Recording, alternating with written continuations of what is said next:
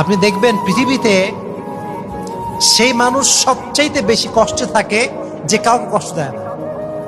সে মানুষ সবচেয়ে দুঃখে থাকে যে কাউকে দুঃখ দেয় না।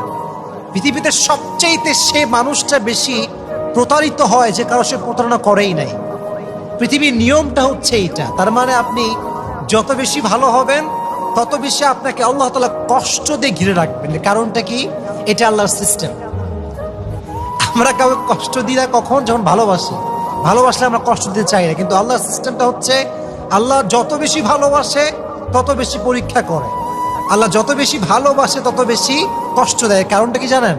কারণ আল্লাহ আপনাকে জান্নাত দিতে চায়। সুবহানাল্লাহ পড়েন।